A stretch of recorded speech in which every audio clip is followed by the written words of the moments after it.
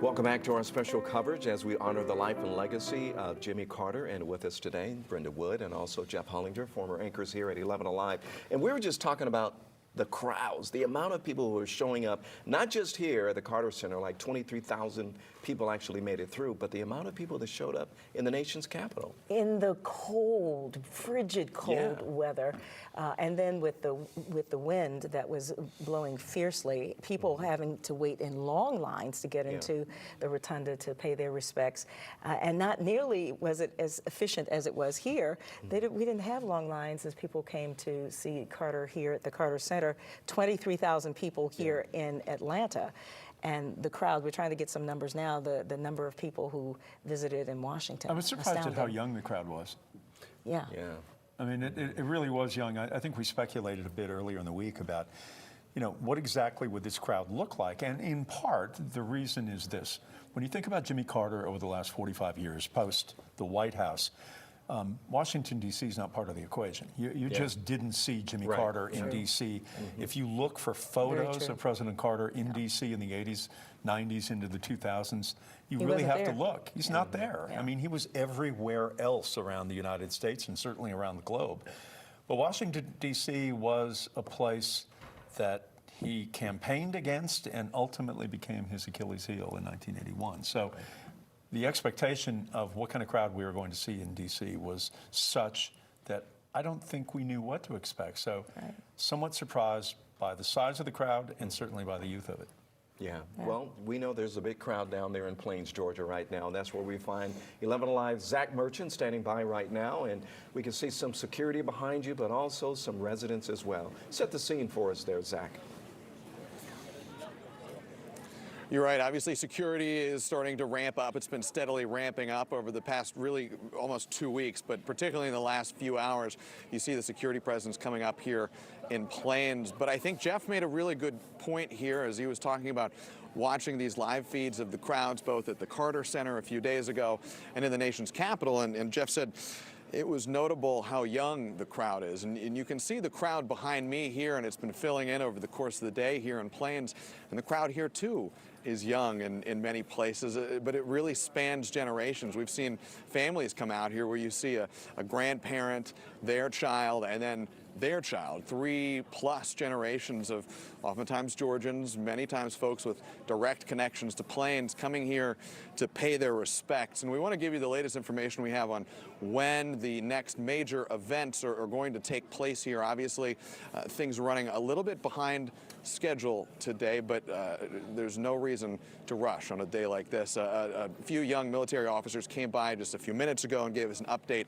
Here's the timeline as we know it right now at about 4:45. So in roughly 30 minutes or so, President Carter's casket and the family motorcade is expected to travel through downtown Plains here, coming from Fort Moore, just down Highway 280 here. They're going to make a left and they're going to drive over to Maranatha Baptist Church for that private family funeral service. Around 5:10 p.m., we are expecting that missing man flyover with Navy pilots. And then around 6:15 p.m., and that's a loose timeline, obviously. By that point, we will be waiting for the family to wrap up their private family service at Maranatha Baptist Church. But roughly around 6:15, the motorcade and President Carter's remains will be leaving Maranatha Baptist Church, making their way back through Plains here towards the Carter residence, where President Carter will be laid to rest next to his beloved wife, Rosalind. And if you're watching along or if you're here in the crowd right now, we are now told that members of the Carter family are expected to walk on that last final journey through downtown Plains here alongside of the hearse.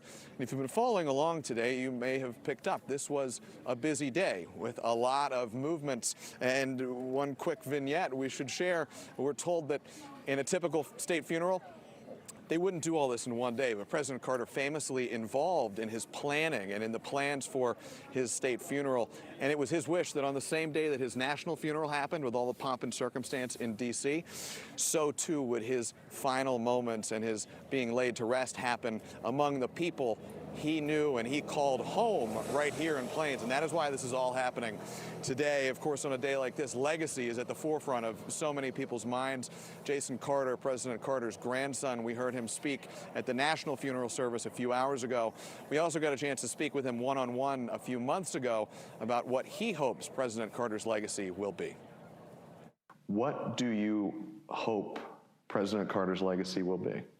You know, I think he has a complicated legacy, but it really boils down to me, and I think for him, that he lived out his faith and the commandment to love your neighbor as yourself in a way that made him respect people. And he used that respect to tell the truth. He used that respect to promote human rights. He used that respect to work with the least of these all over the world in a way that gave him partners in the poorest places in the world to do remarkable things. And you can tell that respect is felt by so many people in the crowd here.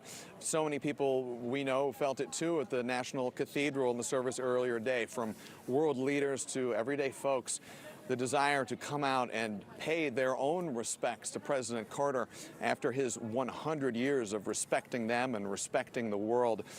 Really a fitting and poignant final day and a final chapter on this century-long legacy, and it ends right where it started, right here in Plains, guys. Zach, thanks a lot. We really appreciate that, and we're going to be standing by and talking to you a little bit later on. So, guys, what do you think about that? Especially when you see Phillips 66 behind him. There's some significance here, right? That is significant. There is. That Phillips 66 sign, which was once ubiquitous across the continental 48 states of the United States, is mostly gone here in 2025. Yeah. And the only reason that it remains in Plains because that was Billy Carter's gas station. Okay. And it has now been reconditioned and repurposed into the Billy Carter Museum. And when you go into the museum, you will see the suit that he wore on Hee Haw. Oh, that when you open it, it had, you know, Billy Carter and Billy Carter's cowboy boots in there and his pictures. He sold some beer too, didn't he? Billy beer. Billy beer. Yeah. I'm laughing because the three of us all remember Hee Haw, and I'm sure that there's a large group of people out there who don't know what you're talking about. Google it. And Billy's great friend from Nashville, the great singer-songwriter, the late Tom T. Hall, and used to hang out in Plains with Billy and raise some heck, as they say. But yeah, that was a functioning gas station during the 1970s where reporters were buying Coca-Colas. Billy offered a great deal of levity to the Carter administration. And of course, there was Miss Lillian, too, who also, you know, brought character to the Carter She was an amazing life and story. A very progressive thinker on the subject of race and the South. Yep. And she was who she was. And didn't bite her tongue either. And President Carter said in an interview that I saw with him where he was walking to her grave, her headstone, in 1985, and he was very wistful. He was teary-eyed, talking about how he missed her, that she was exciting company, and that every day they would get up before the sun, watch the sun rise, and talk about sports or talk about politics, that she was always his confidant. Wow. It was a beautiful thing to hear someone talk about their mother in such a way. Absolutely. Yeah. You know, also 11 Alive news anchor Jennifer Bellamy is down there in Plains, Georgia as well, as we wait for the arrival of the casket. It's supposed to be there maybe around 4:45. So Jennifer, you're there on the ground. What can you tell us so far?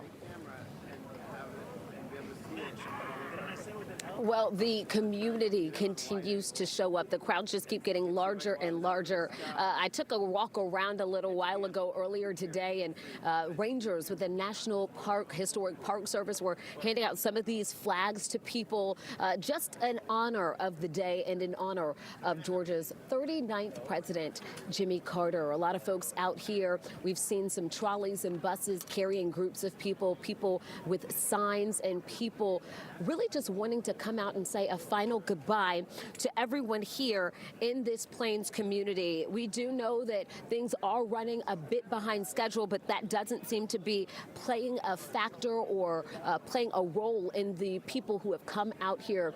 We also know that there is a lot of law enforcement. We have seen various agencies come from surrounding jurisdictions as far as Metro Atlanta and Central Georgia. We've seen representatives also from the Georgia State Patrol who are out here as well. So a lot of folks contributing to making this day what is hopefully an honor and a respectful day for the president as folks here in Plains say goodbye to one of their own.